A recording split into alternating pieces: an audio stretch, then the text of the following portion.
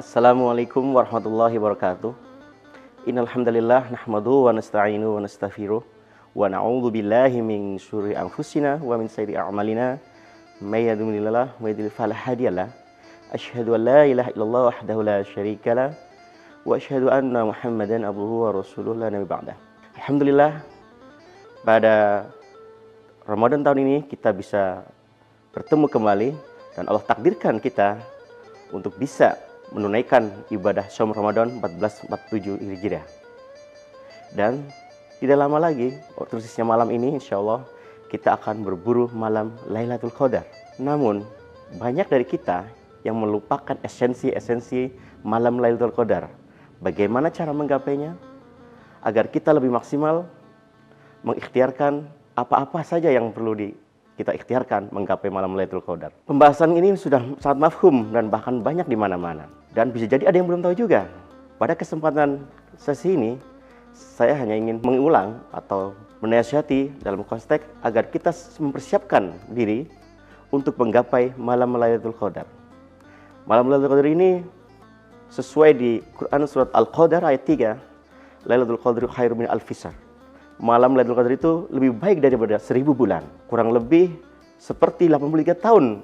Seketika kita sekali ibadah, Allah lipat gandakan pahalanya kurang 83 tahun. Dan ini momen yang tidak bisa terulang selain di bulan Ramadan. Momen-momen ini adalah waktu yang kita maksimalkan.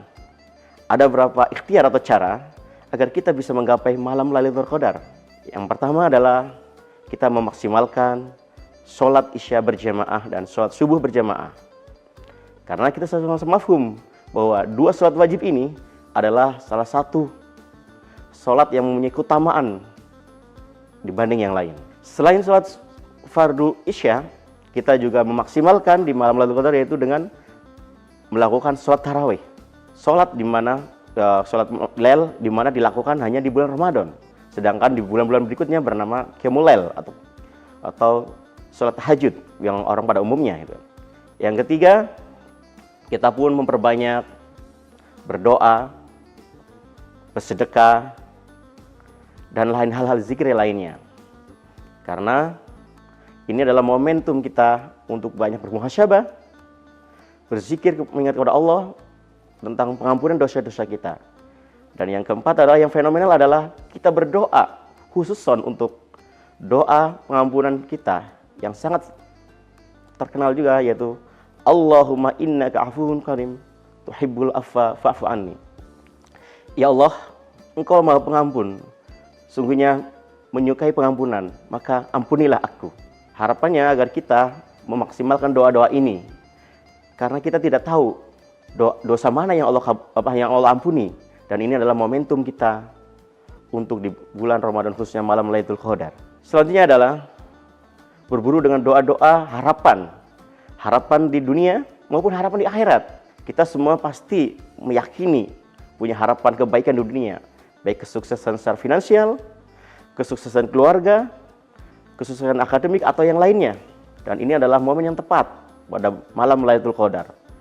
Karena disitulah di malam Lailatul Qadar Allah kirimkan para malaikat turun ke bumi untuk mendengar doa-doa kita. Yang kelima adalah kita dengan berburu membaca surat Al-Baqarah ayat 2 ayat terakhir. Dan ini pun sama-sama mafhum juga para ulama sering melafalkan doa-doa ini di surat 2 ayat Al-Baqarah terakhir. Keenam, kita maksimalkan ajak anak, istri kita. Karena Rasulullah ketika bulan Ramadan beliau memaksimalkan ibadahnya bahkan di 10 hari terakhir. Bahkan saking spesifiknya di malam-malam ganjil beliau lebih mengintenskan atau memaksimalkan mengajak keluarganya. Ayo kita ajak anak istri kita untuk beriktikaf dan untuk berburu malam Lailatul Qadar di masjid terdekat kita. Adapun yang keenam yaitu kita memaksimalkan ibadah dengan menggunakan baju atau pakaian yang bukan mahal ya, tapi yang baik. Rasulullah membiasakan di 10 hari terakhir dia memakai wangi-wangian. Bahkan Rasulullah mengkhususkan Kadang dalam satu riwayat minta disisirkan rambutnya sebelum datang ke masjid oleh istrinya.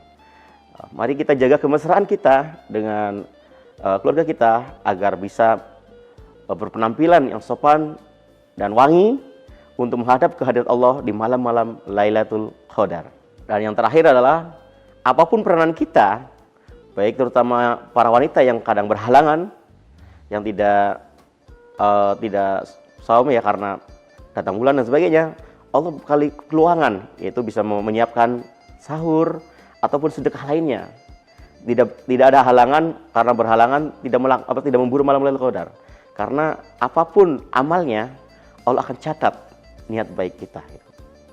Mudah-mudahan kita di sini bisa memaksimalkan malam Lailatul Qadar, dan tentu harapannya agar Allah mengabulkan apa-apa yang kita doakan dan hajatkan di malam Lailatul Qadar.